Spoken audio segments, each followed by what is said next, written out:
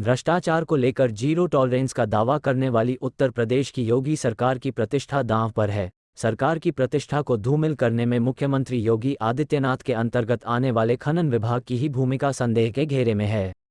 अवैध खनन को लेकर मुख्यमंत्री ने पूर्व में ही कई बार सख्त रवैया दिखाने के साथ कई कड़े निर्देश दिए हैं, लेकिन उनके निर्देश यूपी के सबसे पिछड़े और दक्षिणी जिले सोनभद्र तक पहुंचते कमजोर पड़ते दिख रहे हैं। अवैध खनन के लिए पहले से ही कुख्यात रहे सोनभद्र में अनियमित रेत खनन ने सरकार की साख पर गंभीर सवाल खड़ा कर दिया है। खासकर सोन जैसी देश की प्रमुख नदी के लिए अनियमित रेत खनन मुसीबत बन गया है। केंद्रीय पर्यावरण, वन और जलवायु परिवर्तन मंत्रालय के निर्देशों के विपरीत यूपी के एकमात्र सोनभद्र जनपद से गुजरने वाली सोन नदी के प्राकृतिक प्रवाह को बाधित कर धड़ल्ले से रेत खनन किया जा रहा है।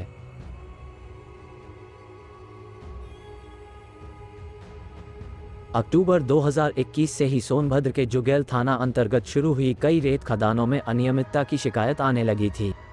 यहाँ की अगोरी खास और घटेटा ग्राम पंचायतों में सोन नदी के तटों पर शुरू हुए रेत खनन से नदियों का तंत्र प्रभावित होने की संभावना है।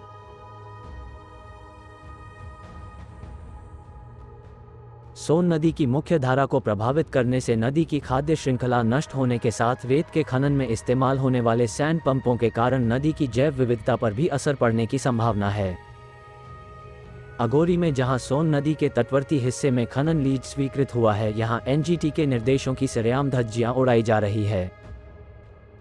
हालत यह है कि यहां नदी की कुल चौड़ाई लगभग 850 मीटर के सापेक्ष लगभग 680 मीटर अंदर तक खनन के निशान तो अब गूगल मैप पर भी दिखने लगे हैं।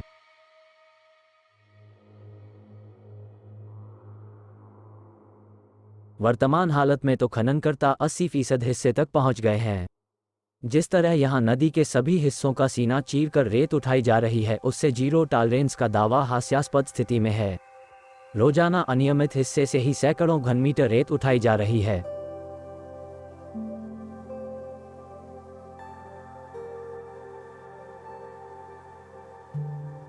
घटेटा ग्राम पंचायत के भगवा में तो खनन लीज की सीमा ही सवालों के घेरे में है।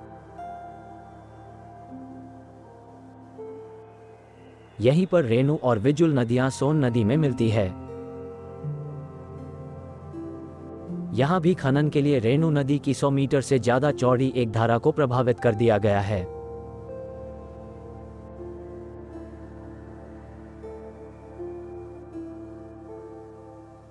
कैमूर पर्वत के तलहटी से गुजरने वाली सोन नदी में पक्षियों का भी निरंतर प्रवास रहा है।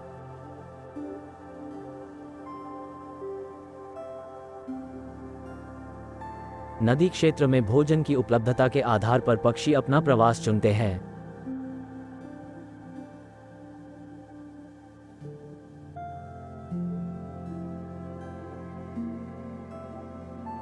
कई पक्षी नदी के बीच बने टापुओं पर अंडे देते हैं। खनन से होने वाली उथल पुथल के कारण जीव जंतुओं की इन प्रक्रियाओं में बाधा आती है और उन्हें अपना घर छोड़ना पड़ता है। स्थानीय नागरिकों के मुताबिक यहां भी यही हो रहा है।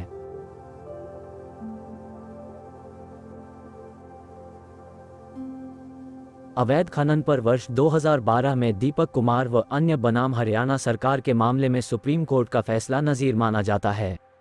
इस महत्वपूर्ण फैसले में सुप्रीम कोर्ट ने कहा था कि वर्षों से हो रहे खनन से जलीय जीवों के अस्तित्व पर संकट आ गया है। बेलगाम रेत खनन से भारत की नदियां और नदियों का पारिस्थितिकी तंत्र बुरी तरह प्रभावित हो रहा है। खनन से जलीय जीव संकट में आ गए, जबकि मल्लाह मछुआरे रोजगार बदलने पर मजबूर हो गए हैं।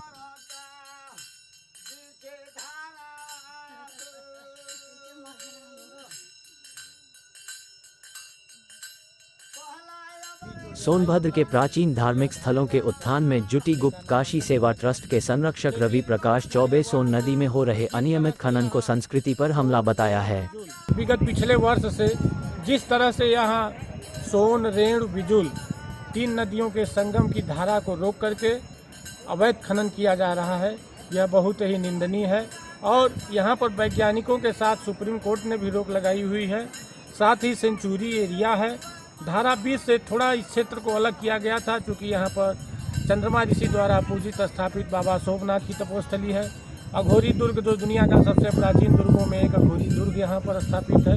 वंसरा माता का स्थल है। आगे कुंडवासिनी माता है, और बीच में जहाँ तीनों नदियों का संगम है, जहाँ तीन नदियाँ मिलती हैं, उसके बीच धारा में सप्त ऋषि जो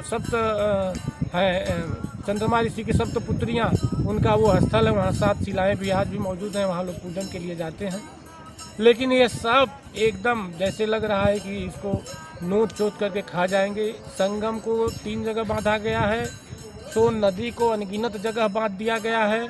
जहाँ यह दाह संस्कार के लिए घाट थे, वो घाट सब खत्म हो गए। लोग स्नान करने में अब डर रहे हैं। पहले इस नदी में, सोन नदी में लोग पैदल इस पार से उस पार चले जाते थे इस महीने में, लेकिन आप देखेंगे तो कहाँ 50 फीट नीचे चले जाएंगे, कहाँ 25 फीट नीचे चले जाएंगे। तमाम लोग जो है इसमें मर गए। उसके बावजूद हम लोगों ने माननीय मुख्यमंत्री जी को, माननीय राज्यपाल महोदय को एवं माननीय जिलाधिकारी महोदय को इस ज्ञापन दिया है, पत्रक दिया है खनन रोकने के लिए। उसके बावजूद यहाँ पर खनन निर्बाध गति से हो रहा है। मामूली जुर्माना लगा दिया जाता है और उसकी भी लिपापोती कर दी जाती है और फिर खनन निर्बाध शुरू हो जाता है। जबकि यह वह जिला है जहाँ एक से साखू का एक टहनी तोड़ने के पर आजीवन कारावास की सजा दी जाती है। लेकिन यहाँ तो पूरी नदी खत्म कर दी जा रही है, पूरा पहाड़ खत्म कर दिया जा रहा है, पूरा एकदम लूट मची हुई है। प्रलय का एकदम जो प्रलय के साक्षी यहाँ पर विश्व के सबसे अजूबे जो है रहस्यमयी यहाँ पर जीवाश्म है, जो दुनिया का सबसे प्राचीन जीवाश्म इसी नदी के 2 किलोमीटर के बगल में यहाँ पर है। सामने ओम पर्वत है। यह चारों तरफ से यह जो है ऐतिहासिक, पौराणिक और तमाम प्रलयों का साक्षी है, जो वैज्ञानिक आज भी इसको पुष्ट कर रहे हैं। इसके बावजूद भी यहाँ कोई रोक नहीं लग रही है, तो इस पर कार्रवाई होनी चाहिए। हम सभी का यही निवेदन है। एनजीटी द्वारा तय नियम के तहत खनन के लिए नदी के प्रवाह क्षेत्र में बदलाव नहीं किया जा सकता है। बहती धारा को किसी भी तरह से परिवर्तित नहीं किया जा सकता। धारा के बीच में बालू का खनन नहीं किया जा सकता। 3 मीटर से ज्यादा या नदी भूजल स्तर से अधिक गहराई से बालू निकालने पर पाबंदी है। रात के वक्त खनन कार्य नहीं किया जा सकता है। बहाव को बाधित करने पर खनन कराने वाली फर्म को ब्लैक लिस्टेड करने सहित खनन पट्टे को निरस्त करने के साथ ही जुर्माने का भी प्रावधान है। लेकिन सोनभद्र में ये सभी नियम हाशिए पर हैं।